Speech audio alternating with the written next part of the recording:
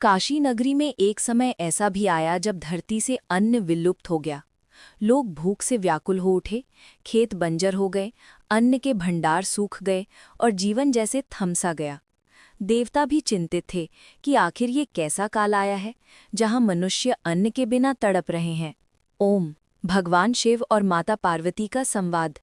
एक दिन भगवान शिव कैलाश से उतरकर माता पार्वती से बोले, हे पार्वती, ये संसार तो मायाजाल है, शरीर तो मिट्टी है और भोजन भी एक भ्रम मात्र है। माँ पार्वती मुस्कुराईं, पर उस मुस्कान में एक गहरा अर्थ था। वो बोली, हे महादेव, यदि भोजन भ्रम है तो मैं आज से अन्न देना बंद कर देती हूँ। तब देखती हूँ कि ये संसार और स्वयं आप बिना अन्न के कैसे रहते हैं। माँ ने अपनी अन्न की शक्ति को लौटा लिया। क्षण भर में संपूर्ण सृष्टि में अन्न का संकट छा गया। मनुष्य ही नहीं, देवता तक भूख से व्याकुल हो उठे। हर ओर हाहाकार मच गया। भूमि सूख गई, आकाश मुरझा गया और गंगा भी मंद बहने लगी। माँ अन्नपूर्णा का अवतार। कुछ समय बाद जब भूख और पीड़ा असहनीय हो गई, तब भगवान शिव स्वयं काशी पहुंचे। वहां उन्होंने देखा, अन्नपूर्णा घाट पर एक दिव्य स्त्री खड़ी है। उनके हाथों में सोने का कलश और चांदी का चमकता पात्र था। उनकी आंखों में करुणा थी और उनके चारों ओर अन्न की वर्षा हो रही थी। वो थीं माँ अन्नपूर्णा, अन्न की देवी।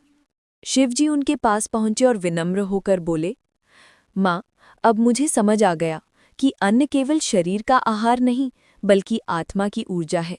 ये केवल अन्न नहीं, ये अन्नपूर्णा है, पूर्णता का प्रतीक। माँ मुस्कुराईं और प्रेम से शिवजी को अन्न परोसा।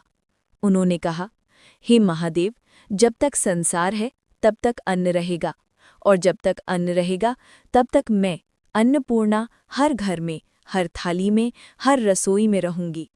माँ अन्नपूर्णा का आशीर्वाद।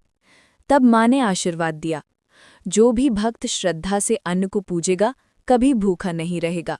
जो भी अपने घर में अन्न का आदर करेगा वहाँ सदा लक्ष्मी और समृद्धि वास करेंगी। और उसी क्षण से धरती पर फिर से हरियाली लौट आई। लोगों की थालियां भरने लगी और आनंद की वर्षा होने लगी। माँ अन्नपूर्णा की आराधना का संदेश।